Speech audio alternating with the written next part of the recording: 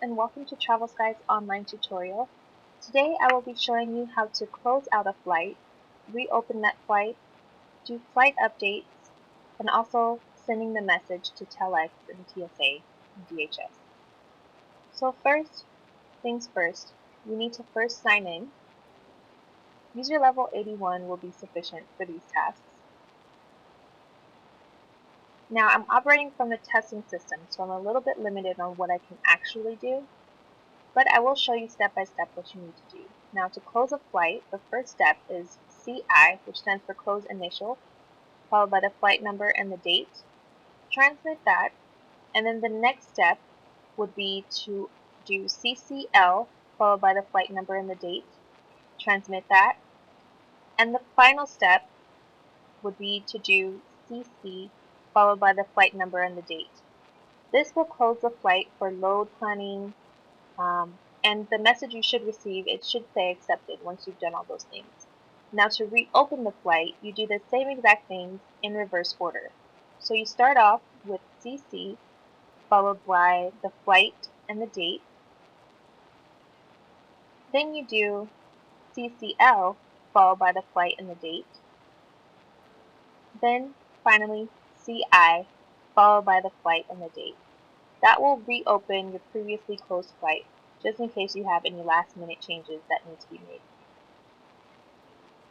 Now I want to show you how to update your flight, and this update can include changing the gate number, the aircraft registration number, or even canceling the flight. So we operate from FU, followed by the airline number,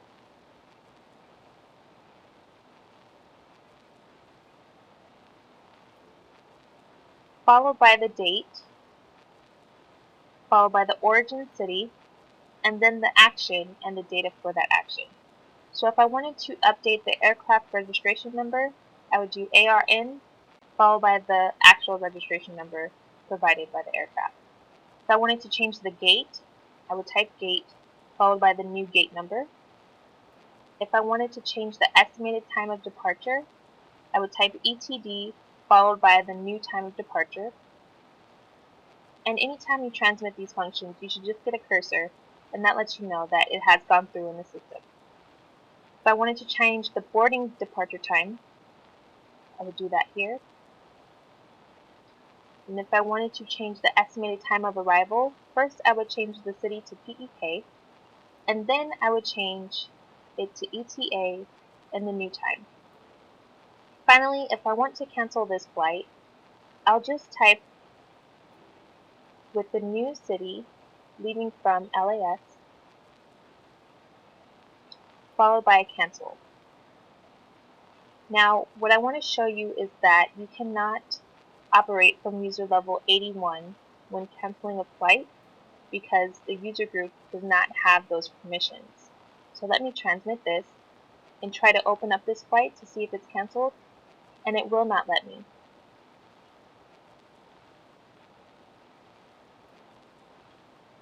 Function user group means I have to check this from user level 96. Before we switch to 96, I want to send this message to telex and CBP. So I'm going to type LR followed by the flight number, flight date, city, and then N or the 7-letter message address that was given to you. See that error message type?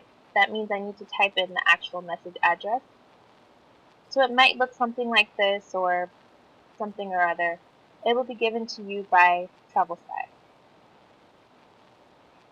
So let's clear all of this out and let's sign in to user level 96 to see if my flight has successfully been canceled.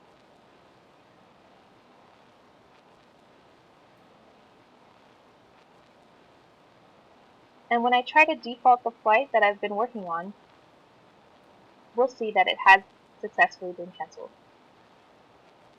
Stay tuned for more videos on more functions in the DCS.